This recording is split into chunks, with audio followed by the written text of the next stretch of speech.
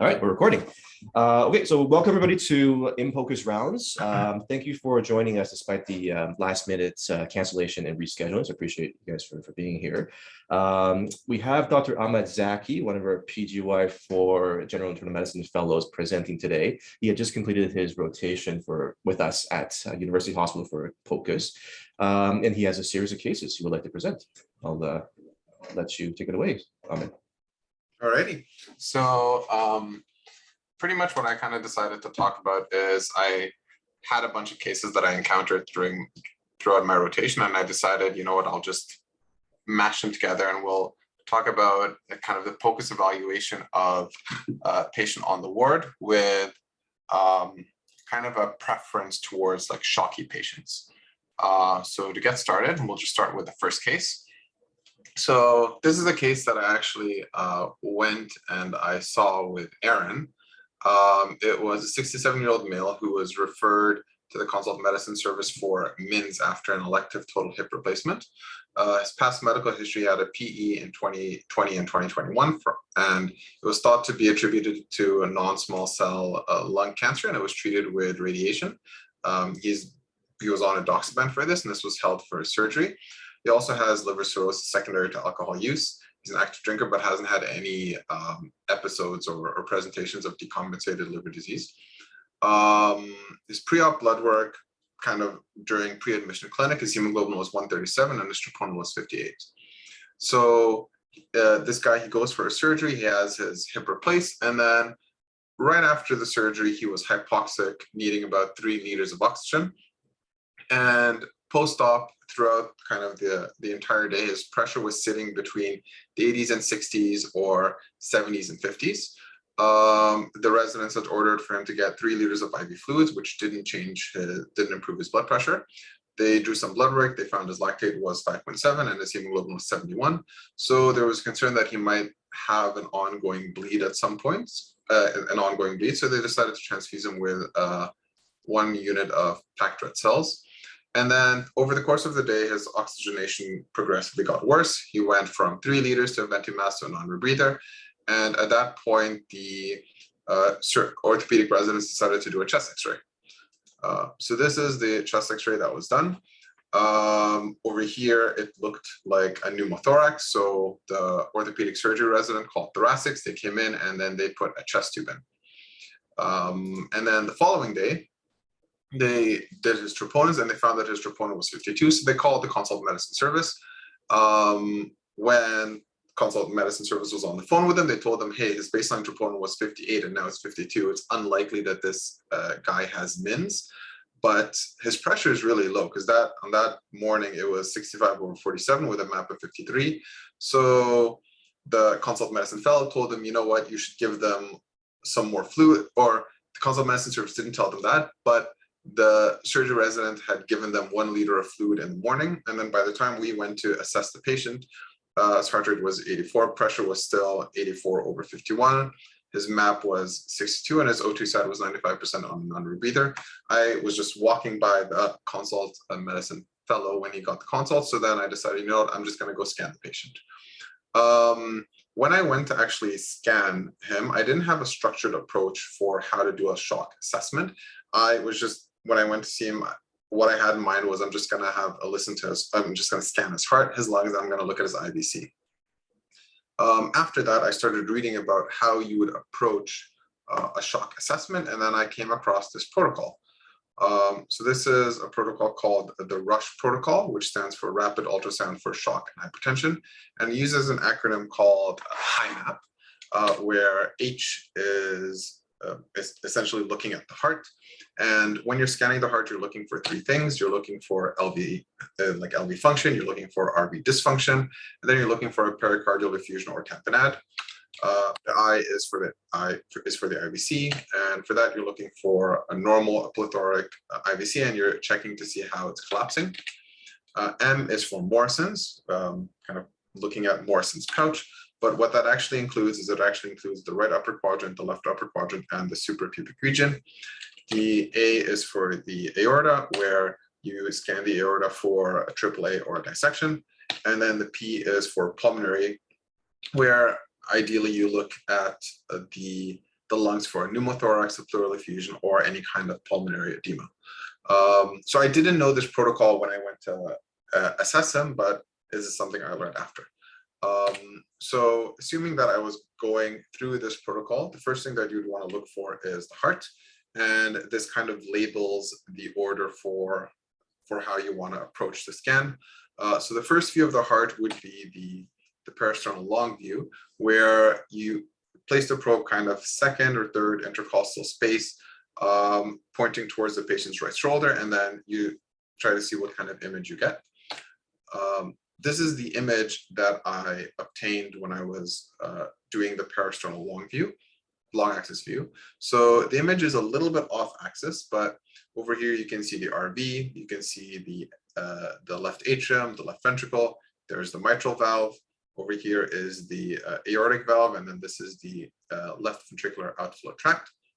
If you look down here, you can see the descending aorta. So really in this view, again, what we're looking for is— Ahmed, sorry to interrupt a little bit. I think the frame rate's a little bit poor on the image. Is it possible maybe you could turn off your video, see if that makes a difference at all? Okay, so I just turned off my video. Has it made a huge difference here? How's everybody else's image? Is it poor frame rate or smooth? Does anyone have poor frame rate? It might just be It me. just picked up. It improved now. Oh yeah, it's better now. Yeah. There we go. A little bit better. Yeah. Might have been my leg. Okay, so so I'll just relabel them. So this is the LA and then the LV, and this is the RV, the mitral valve over here, the aortic valve, and down here is the descending aorta. So in this view, it's a little bit off axis, but again, we're like assessing LV function, and then we're assessing to see if there's RV dysfunction, and then for any kind of pericardial effusion.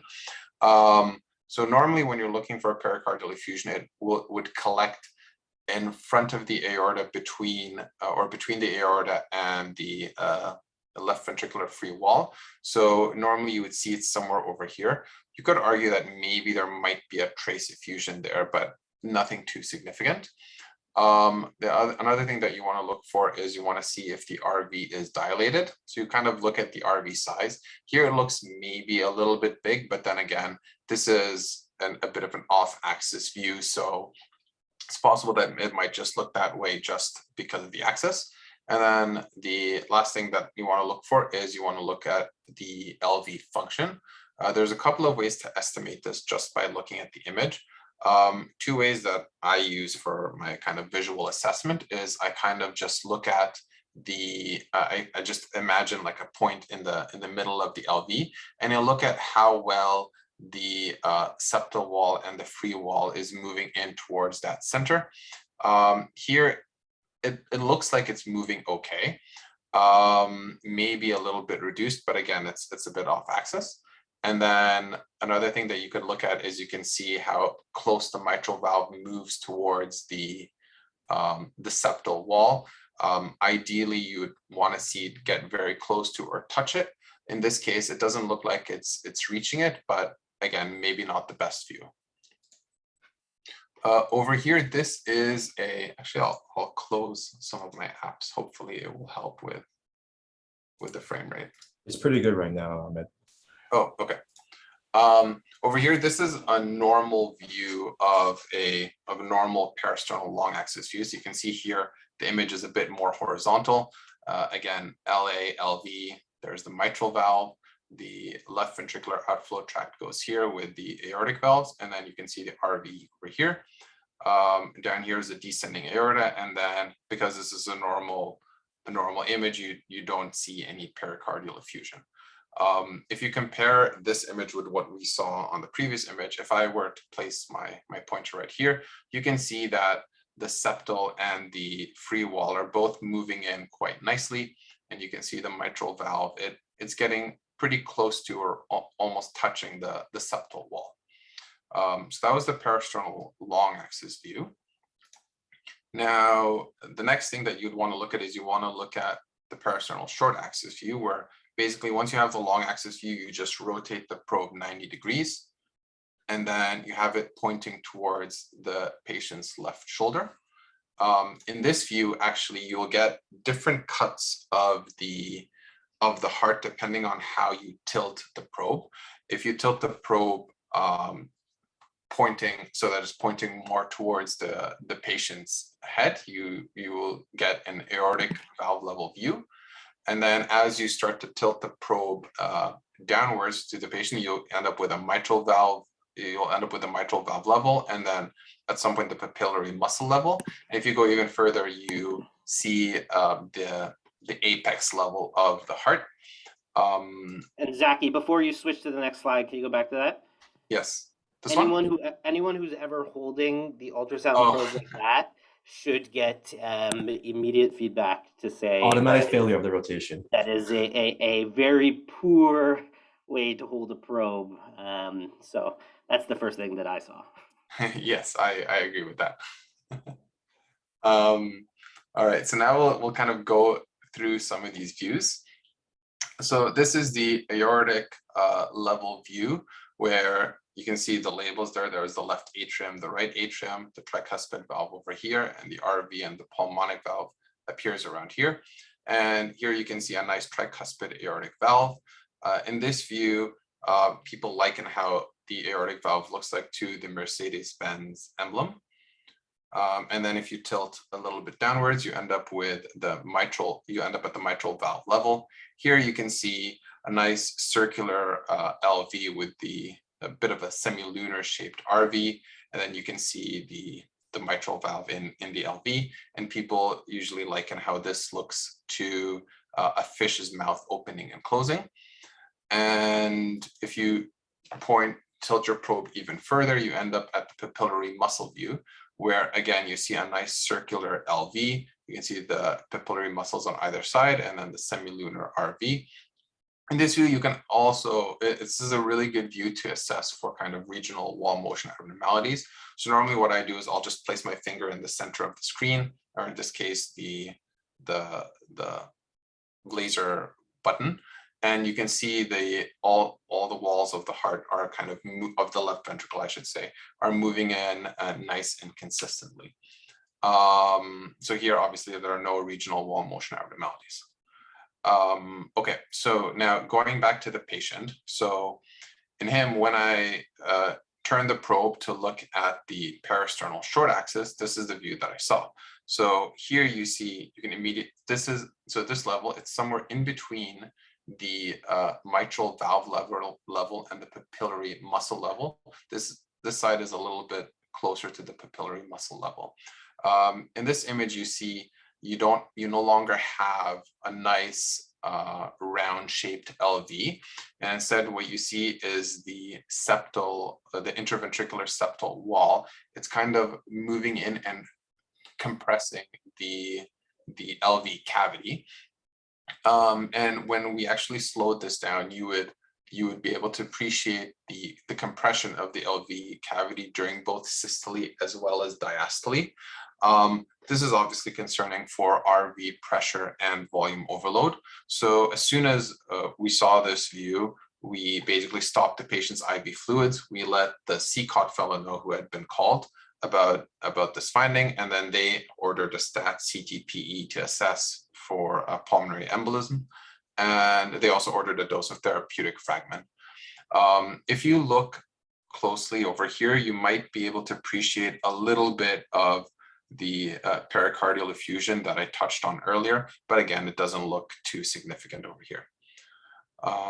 So the next view that you want to look at when you're assessing the heart is the apical four-chamber view. So at that point, you kind of move laterally on the patient's chest, and then you point your probe at the 3 o'clock position. So this is kind of the second location that you look at for when you're doing the heart assessment. And in the patient, this is the view that I was able to obtain. So down here, you can see the LA and then the LV. Over here is the RA and the RV. This is the mitral valve, and then you can see a bit of the tricuspid valve over here. While this is not the best view to make a size comparison of the right ventricle and the left ventricle, in this case, you can still actually see that the RV looks slightly larger than the LV, which is abnormal, because normally you expect that the LV will be larger than the RV. Also, if you look closely, you can maybe appreciate a little bit of the interventricular septum kind of bowing into the LV during the heart contraction and the cardiac cycle. To contrast this is kind of a normal view of the apical fourth chamber. So here, if you compare these two images, you can easily see that in this image, the RV looks larger than the LV, whereas in this image, you can clearly see how much larger the LV should look compared to the RV. And then if you look at the interventricular septum, you're not really seeing that same bowing that you saw in the previous image as well. May I make a quick interjection as a teaching point? Yes, please. Can you go back to your previous slide a bit? Yeah, we played. Oops. Yeah. Great. So, so indeed, your comment about the interseptal bowing is definitely present. Let me try to make annotations here. Give me 1 second. Okay, so you could appreciate on this view that the bowing or the flattening seems to occur mostly in this area, right? Sort of the mid ventricle to maybe towards closer to the base of the heart. And would you mind going back to your short axis views again?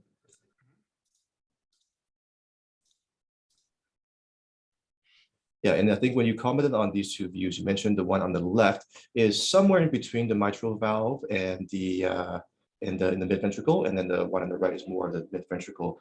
So you could even appreciate that, yes, there is bowing or flattening in both of these views, but it seems to be a bit more prominent on the leftward image, and that's usually the case when you truly want to demonstrate septal flattening or bowing. It really should be a little bit closer to the mitral valve rather than just a mitral. Rather than just a papillary level on its own. We typically, when we get a short axis view, we would start with the midventricular papillary view, and that's good, and that's usually good enough. And if you see some flattening and bowing there, then okay, you've made your call. But if you truly want to see it, typically the best view to look for septal flattening is somewhere in between the mitral valve and the midventricular level. And you demonstrated very nicely here with your short axis and the apical views. Cool. Yeah, I didn't actually touch on that detail, but thanks for that. Okay, so we were at, okay, yeah. So essentially this is kind of the normal apical fourth chamber view. There are obviously other things that you can look for when you're doing a cardiac assessment, but in his case, we'll just move on, and then we will look at the next part of the HIMAP protocol, which is the IVC. So normally when you're doing the IVC assessment, you want to place the probe just on the subcostal portion of the patient's abdomen, and then you can have the probe pointing towards the patient's head. And when I assessed his IVC, this is the view that I obtained. So if the probe is pointing to the patient's head and the probe marker is pointing to the patient's head, and this is the spot on the image, you can imagine that the patient's head is closer to the right side of the screen, and then the patient's legs are on the left side. Here you can see the liver with a hepatic vein. This is the IVC in a longitudinal view, and then if you were to continue imaging, you would see the IVC feeding into the right atrium. Now, there's a couple of things that you look for when you're doing an IVC assessment. One is you look at the IVC's diameter, and you look at how much the IVC collapses. A normal IVC diameter is about 2.1 centimeters, and with a good sniff, you should expect to see the IVC collapse by over 50%. Now, if you're finding the IVC is collapsing less, it suggests that the IVC might be overfilled. And if you see the IVC fully collapse, that the walls completely touch, it might suggest that the IVC is underfilled.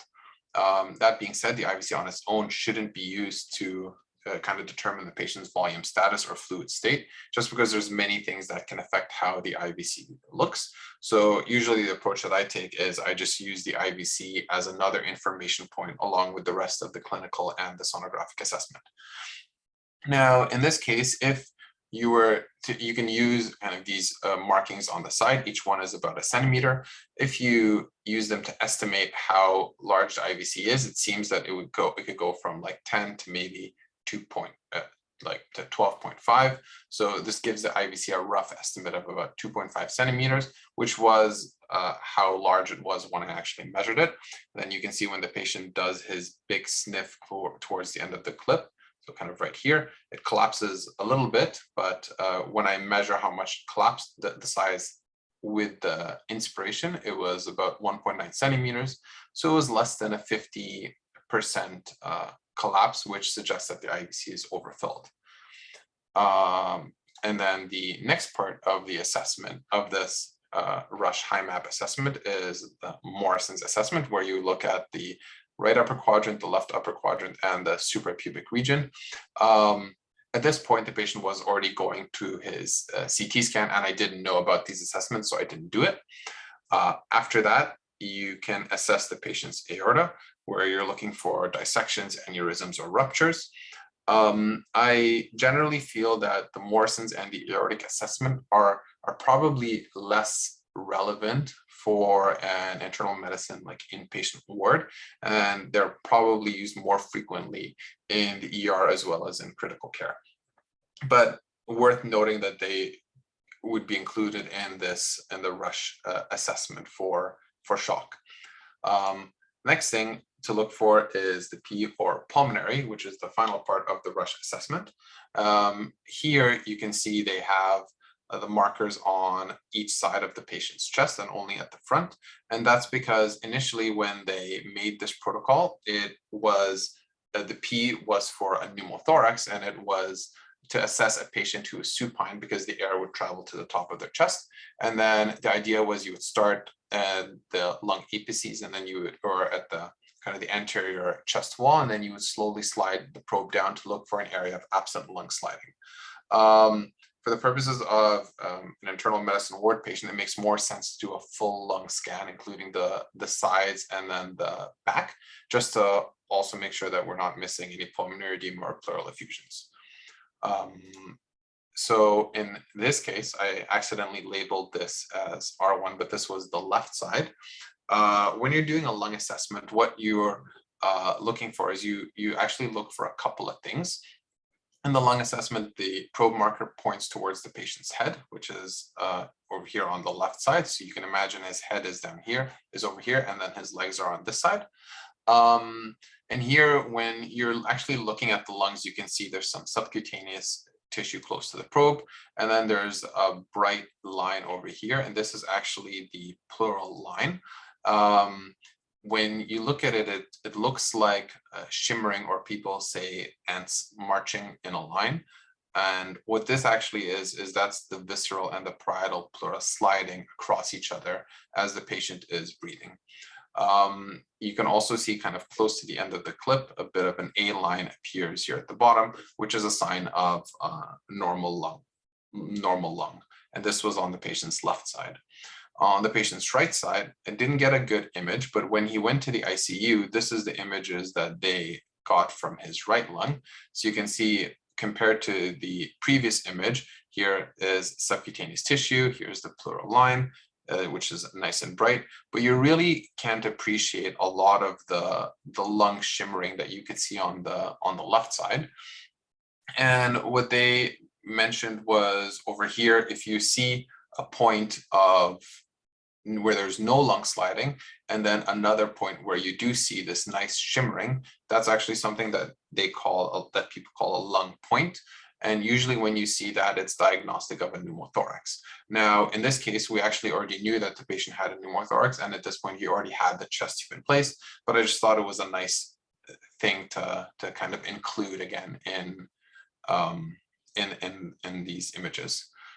So if we just summarize his findings, so during the heart assessment, we found that he had a dilated RV, and we found a septal flattening and bowing throughout the cardiac cycle. I didn't mention that, I didn't show the image of this, but he also had a high RVSP when we calculated it. There were no significant mitral or aortic valvular disease, and there's a trace pericardial effusion with no obvious tamponade physiology. When we assessed his IVC, it looked plethoric and non-collapsible. For Morrison's and aorta, those were not done. And then with the pulmonary assessment, he had an A-line pattern on the left and no lung sliding on the right, which was consistent with a pneumothorax. And then there was no pleural effusion or features of pulmonary edema. Now, in this patient, before I scanned him, the working diagnosis from the orthopedics resident was that this might be like hypovolemia from some bleeding, or this might be obstructive shock from the tension pneumothorax, or maybe from a PE.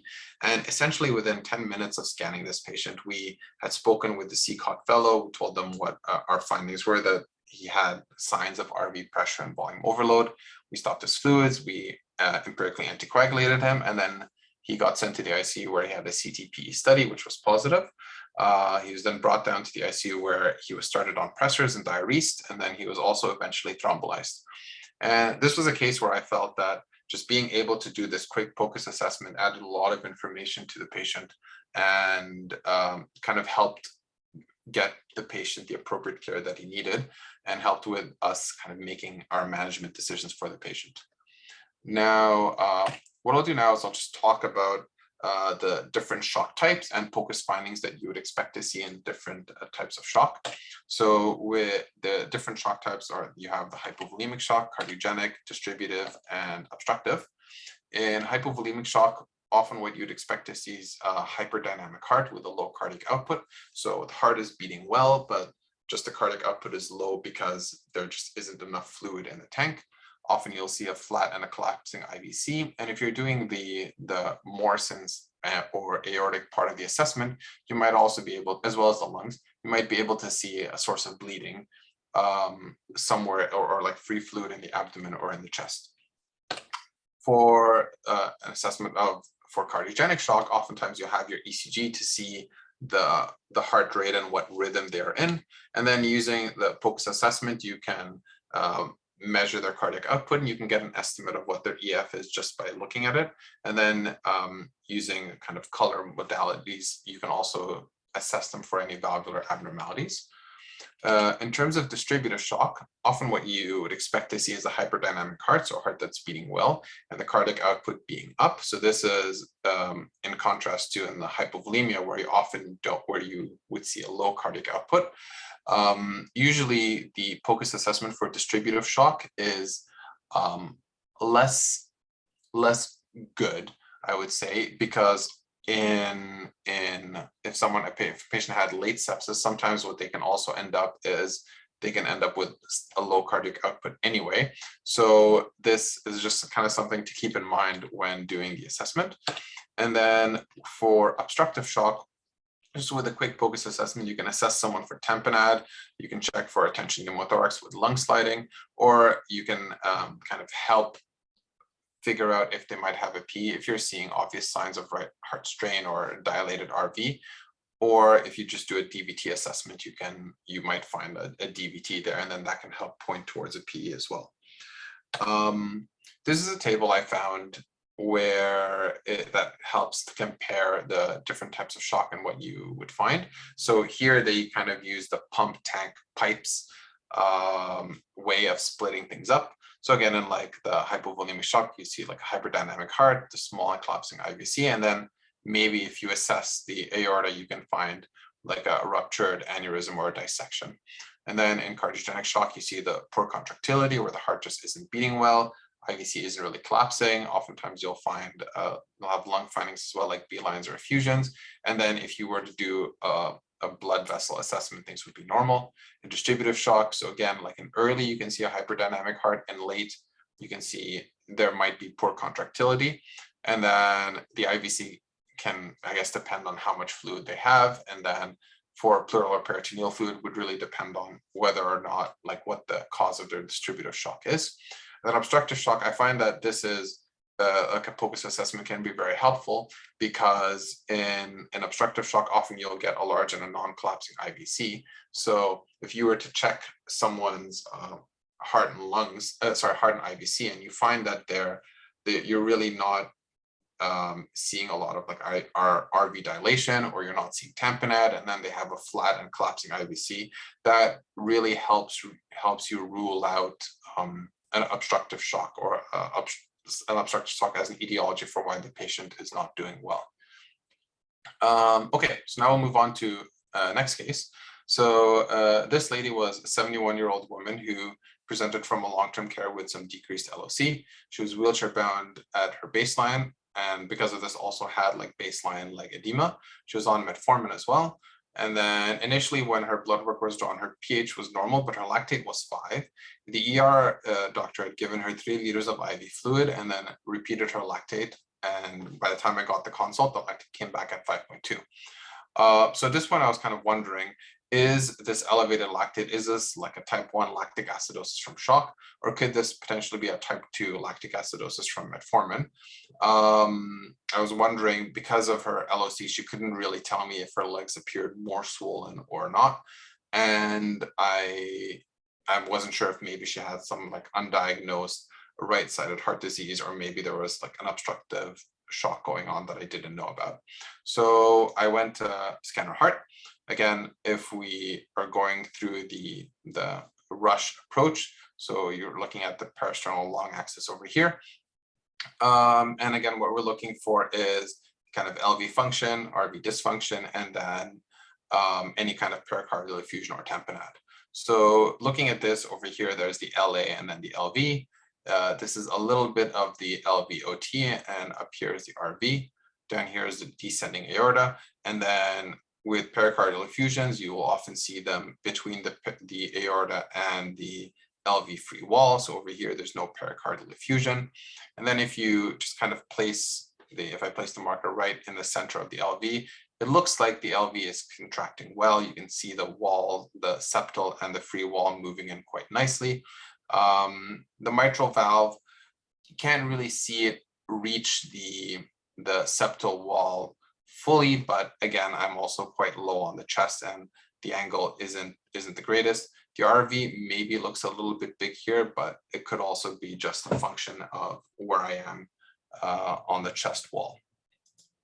So moving along, oh yeah, so in this patient, I couldn't actually get a good parasternal short axis because the images, they weren't the greatest, but from what I was able to get, they look normal. Looking at the apical 4-chamber view, you can see the LA, LV, RA, RV. Here you can see quite nicely that the RV is in fact not larger than the LV. So this looked like a normal size LV to me. And then again, I don't see any obvious pericardial effusion. And on this view, you can actually do some calculations for cardiac output, which is what I did next. So for her, using the color box, I could trace where I expect the blood flow to go from the LA to the LV and out the LVOT. And then using a pulse wave Doppler, I was able to calculate the patient's VTI, which is the velocity time integral, which is one way to estimate just how much fluid passes through the LVOT, which is stroke volume. And over here, I got a VTI of 19.12 centimeters, which isn't very relevant at this point. And our heart rate was 74 beats per minute. So after finding this out and calculating her cardiac output, it came out to 4.9 liters. A normal cardiac output is about 5 liters. So to me, kind of seeing the images on the parasternal long, the parasternal short axis, and then this normal view, it made me think, you know what, her heart is probably functioning normally. The next thing to assess would be the IVC. And in this case, again, her head would be on the right because the probe marker is pointing to the top, and here it's on the right side, so her legs are on the left. Here you can see the liver, a bit of the hepatic vein pops into view at some point, and then here is the IVC, which she took a very long sniff, but you can see the IVC didn't look too plethoric, and when she did her sniff, it looked like it was collapsing quite nicely. So the summary of these findings were that her heart appeared normal, the RV size appeared normal, there was no significant valvular disease or pericardial effusion. And then looking at the IVC was small and collapsible. So my findings based on this was that, you know what, these aren't really consistent with cardiogenic or obstructive shock. She appeared fluid tolerant, so I just decided to give her some more fluids.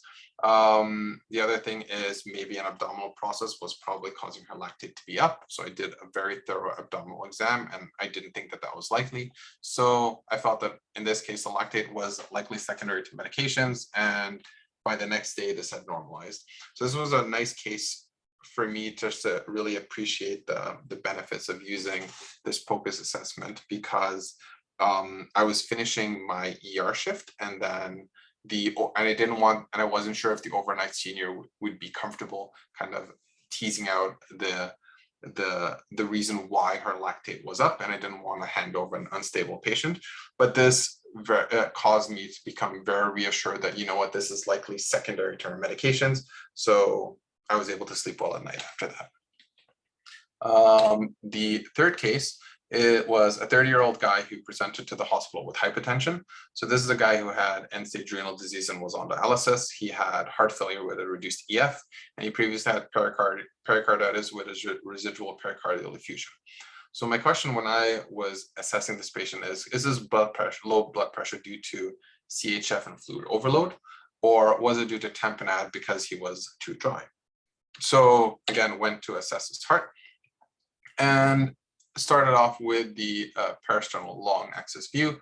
So to recap, in this view, we're looking at the LV function, the RV size, and then for any pericardial effusion or signs of tamponade. So here you can see the LA, the LV. This is the LVOT with the mitral and the aortic valve. Up here is the RV, and over here is the descending aorta. And here you can quite nicely see how there is anechoic or black fluid between the LV free wall and, I want to say, in front of the aorta, but it's not directly in front of the aorta. Now, if we just ignore this fluid for a moment and we just do the LV function assessment. So if I were just to place actually we can do it over here. So if I were just to place my marker right in the center of the LV cavity, you can see the septal and the free wall are moving in, but they're not moving in as much as I would expect it to be. If this was about like 3 or 4 centimeters, I would usually expect the muscles to move in by a good 1 centimeter. And then the other thing that you can do just on visual inspection is looking at the mitral valve. Normally you want to see it get close to the septal LV wall or touch it, but in this case you see there's a bit of a gap between them. So just looking at this visually without really adding any other tests, I can guess that, you know what, the LV function looks reduced here. And then looking at the size of the RV looked nice and small. And also, just without necessarily doing any calculations or using color, you can see the mitral valve, it looks nice and crisp, as well as the aortic valve. So you can probably say, just looking at the 2D images, that there likely isn't any significant valvular disease. So now the next question becomes, is this pericardial effusion, is this irrelevant or not? Because you can have a large pericardial effusion and not have any features of tamponade, or you can have a small pericardial effusion that accumulates quickly and then causes a patient to go into tamponade. So oftentimes it's useful to look at other views. Here I basically just switched and then started looking at the parasternal short axis. Up here, this is the aortic valve level. Over here, we're at the mitral valve level. This is the papillary muscle level. And then here, I also added the cardiac apex.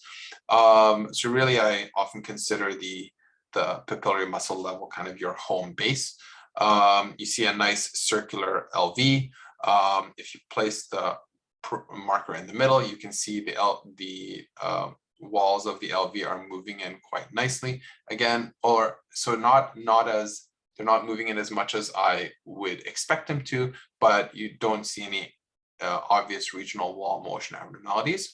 So now we have 2 views where on both views you're seeing that the LV isn't functioning completely normal. And again, here in the apex view, you can see the pericardial effusion again. So after this, I moved to the apical 4 chambers. Here, you can nicely see there's LA, LV. RA, RV. Here you can see the RV isn't significantly larger than the LV or the same size. You can see that the LV is seen to be larger than the RV. Over here, this is a nice view as well as a subcostal view to assess for any kind of tamponade. Usually with tamponade, if you have like bad tamponade, oftentimes the first chamber that would collapse due to the tamponade would be the lowest pressure chamber, which would be the RA during diastole. And then as tamponade progresses in the pericardial sac, the next lowest pressure chamber would collapse, which would be the RV during diastole. And oftentimes to actually know if you're seeing any collapse during diastole, you either need ECG leads or you need to time the collapse of one of these chambers with when you see the mitral or tricuspid valve opening up, because then you would know that you're in diastole. So in this case, we didn't actually see any collapsing of the chambers, and there was other things that we assessed the patient for, but at this point we felt, you know what, the patient doesn't seem to be in tamponade. Next view over here is the subcostal view. Here again, you can see RA, RV, LA, LV. There is the liver, and then patient's head is over here, or I guess, no, so this would be the pointer is pointing towards still the 3 o'clock position of the patient.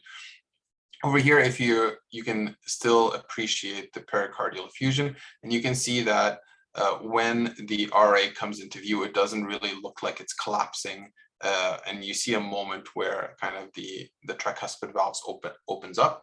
So you see that, you know what, there really isn't any significant tamponade that we're visualizing at this point.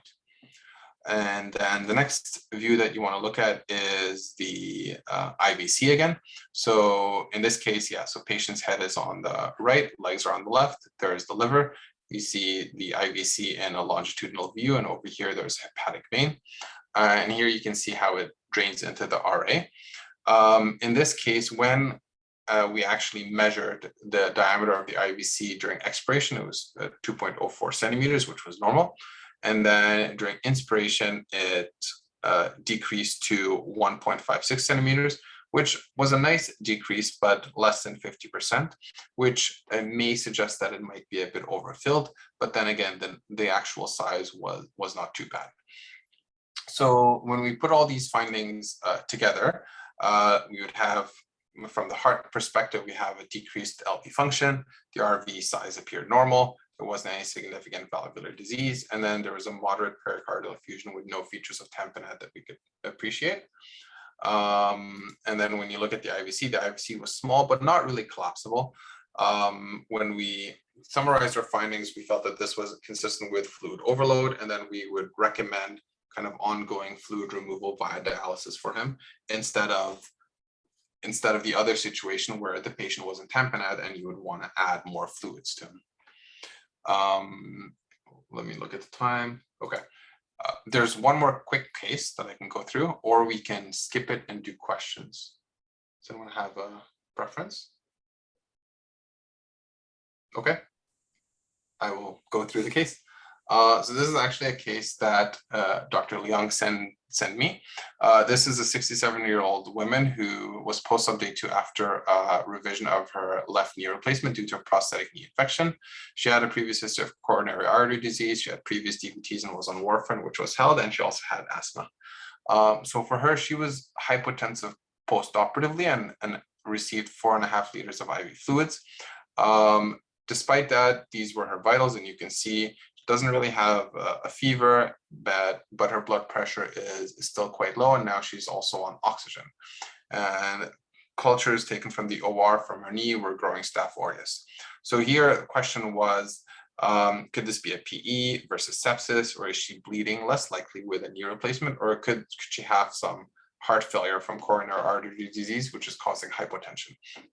So when we look at her lungs, we can see this is a parasternal long axis view. Again, here's the LA and the LV. This is the LVOT with the RV up top. And then here we have a descending aorta. So for assessing the LV function, again, so if you place the marker kind of right in the middle of the LV cavity, you can see the septal and the lateral wall moving in quite nicely. You can also see the mitral valve almost touching the septal wall. So just based on this one view, you can say, you know what, the LV function appears to be normal. The size of the RV also appeared normal, and when the valves were assessed, they were also normal. Moving on to the parasternal short axis. So here's the papillary muscle view and the papillary muscle level, and then the mitral valve level. So here again, if you just place the marker right in the center, oftentimes I'll use my finger on the screen. You can see that the walls of the LV are all moving in quite nicely. You don't see any pericardial effusion around here as well, and no regional wall motion abnormality. So now we have two views of the heart, and on both views we can see that the LV function looks good, and there's no significant RV dilatation noted and no pericardial effusion. So this is all reassuring. I mean, I would argue just on quick inspection of this, the RV does look a little bit dilated to me.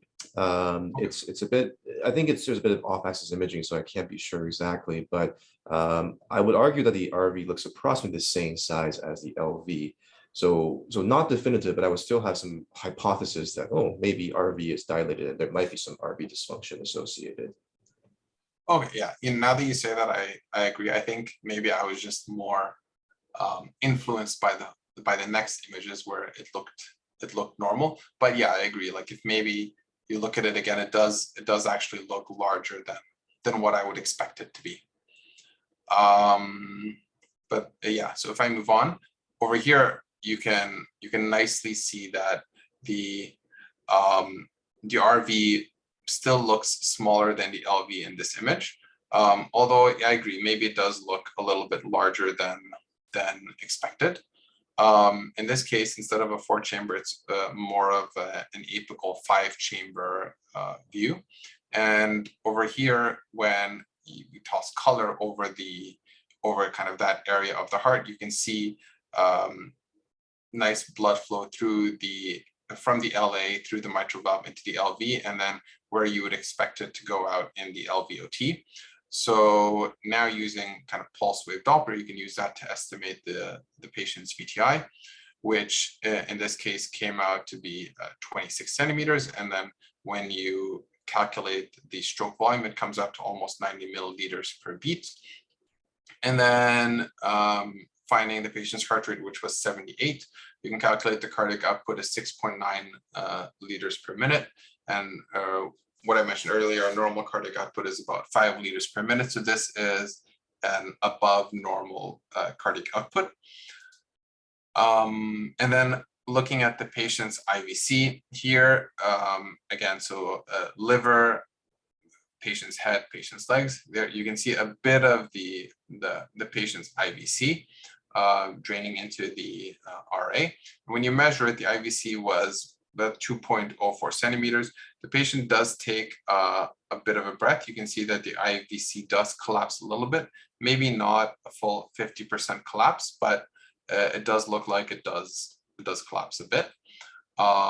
So again, if you kind of put all these findings together, you can say that, you know, the LV function looked normal. The RV size was normal. There was no significant valvular disease or effusion. The cardiac output was 6.9 liters per minute, which is above what you would normally expect to see.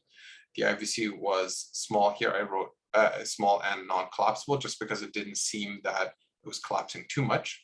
And then these findings weren't really consistent with cardiogenic or obstructive shock.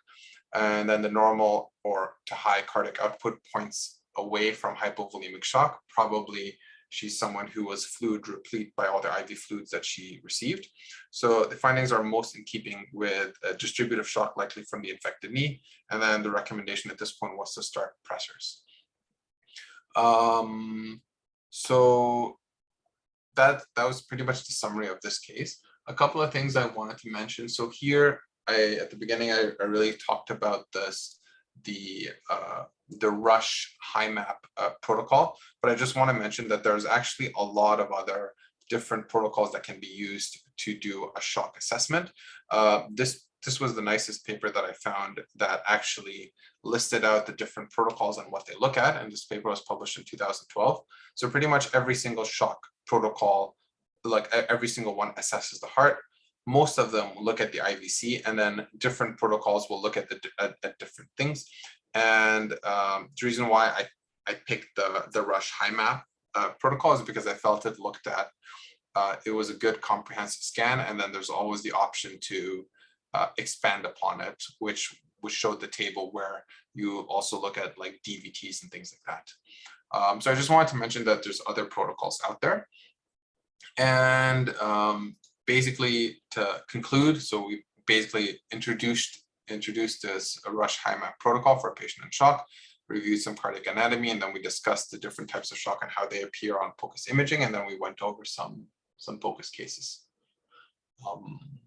Does anyone have any questions at all about this? I know I kind of finished a little bit late, so if you have to go, no pressure.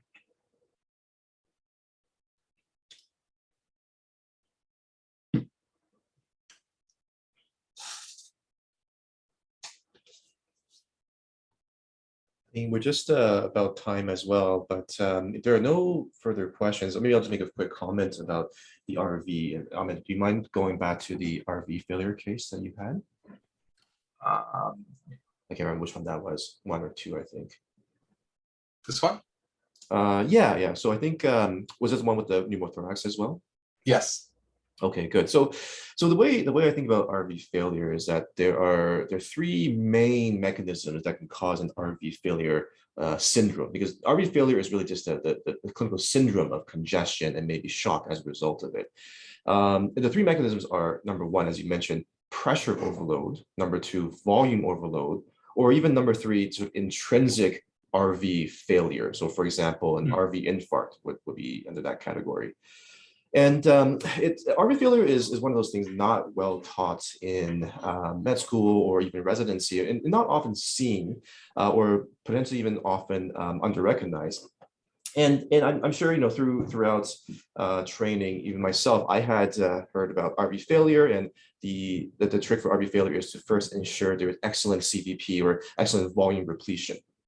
That's usually sort of said in the setting of somebody with an RV infarct, because indeed they might be really, really preload dependent, and increasing the RV preload can potentially help them climb the Frank-Starling curve for the RV and get them to have at least somewhat adequate cardiac output. At some point, you are going to fall off that Frank-Starling curve and get worse with increasing volume. But typically, somebody with a pure RV infarct, for example, without POCUS, the first steps you'd be thinking about would be to provide some more volume to load up the tank in the RV. Contrast that with the setting of RV pressure, or obviously RV volume overload, where the actual problem now is something so pressure overload, you have an extrinsic reason like a PE that allows your RV to dilate very quickly, because your RV itself wants to climb the Frank-Starling curve in order to generate that cardiac output against an all of a sudden increased pulmonary pressure. And at some point, the RV is not going to be able to dilate enough to maintain cardiac output, and that will be the point where you're already falling off the Frank-Starling curve. So adding more volume to the RV probably won't be helpful as you dilate the RV even further from what it intrinsically wants to do, and more volume would lead to worsening RV failure.